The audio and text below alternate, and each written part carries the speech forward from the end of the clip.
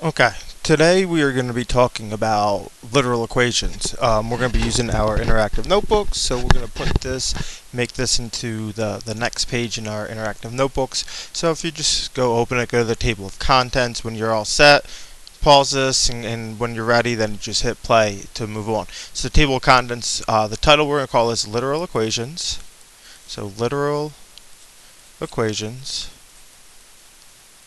And today's date, today is the 12th. If you do this over the weekend, you can date it the 13th or the 14th. And page, I think we're on page like 5, 6, or 7. So whatever page you're on, go find the page number that you're on when you put it in your book. So we're on kind of different pages. So that's our table of contents. So we have that started.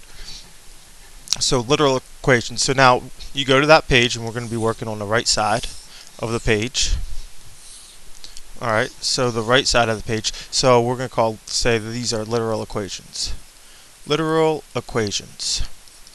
So first thing is we're going to define a literal equation. So a literal equation is actually something that has several variables. So literal equation, alright, it's an equation that has several variables. And if you've seen all of these, like the different formulas for literal equations, so we've seen them. So there's some that has several variables. Alright, so your job to do this is to solve the equation for one variable. So we want to solve the equation for one variable. The equation for one variable. Okay, so that's what we want to do. So that's what a literal equation is. That's what it means. It means it's an equation that has a couple types of variables, but we just want to solve it for one variable. So on the bottom of this, the next part right below, I'm going to go to a blank page so I can actually write a little bit more. But we're going to make a little t-chart. So we're going to just write equation and literal equation. So if we just think about our basic equation, let's say I have like 10 equals 5x. Okay, well, we know how to solve this. We would divide both sides by 5.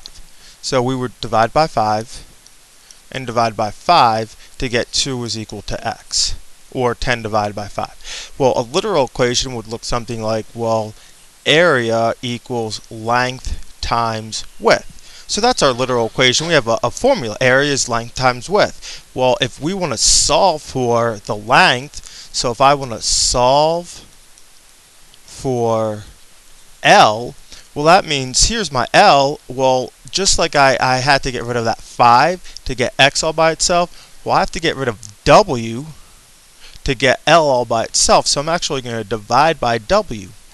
Whatever you do to one side, you can do to the other side, so we divide by W. Now in our equation, we knew that 10 divided by 5 was 2, but in our literal equation, we don't know what A divided by W is. So what we can say is that L simply equals A divided by W. So the length is equal to the area divided by the width. We can do another example.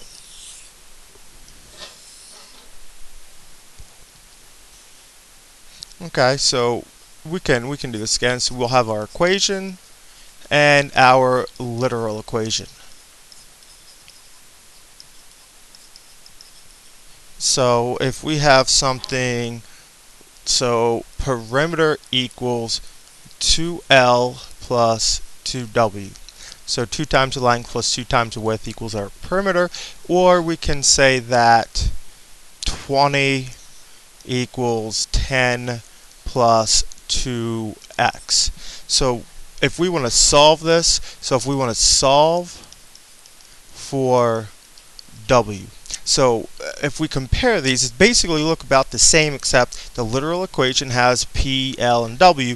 Our equation just has x. Well, we know in the equation we want to subtract 10 first. So minus 10 minus 10. So that's going to give me 10 equals 2x. Well, if I want to solve for w just like I was solving for x, I need to get rid of the 2l. I simply do 2 minus 2l minus 2l. Now we have p and l. They're not the same because p is perimeter, l is length. So we really can't take them away. Like we can do 20 minus 10 is 10. So what we can just say is that this is simply p minus 2l. So it's just simply p minus 2l. So that crossed off just like we crossed off this. And I have my p minus 2l. I have my equal sign and it equals 2x. Well, this equals 2w. So it's still the same concept. So we still got rid of that first thing. And now to get x all by itself, we know to divide by 2. And we divide by 2. Cross off my 2. Well, here to get w by itself, well, that 2 is still there, so we still divide by 2. But I have to divide the entire thing. So p minus 2l is my entire numerator, and I divide that by 2.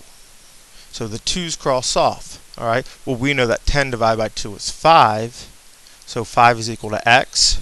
Well, here we don't know what perimeter minus 2 times the length is, so we just say it's perimeter minus 2 times the length, all divided by 2 is equal to our width. And that's solving our literal equations. We're doing the same steps as we do for solving an equation as we do for solving a literal equation. So we do the same, the process is the same going from here to here. So if you notice how they are the exact same. And Monday in class, or the next day in class, we'll practice more of these problems.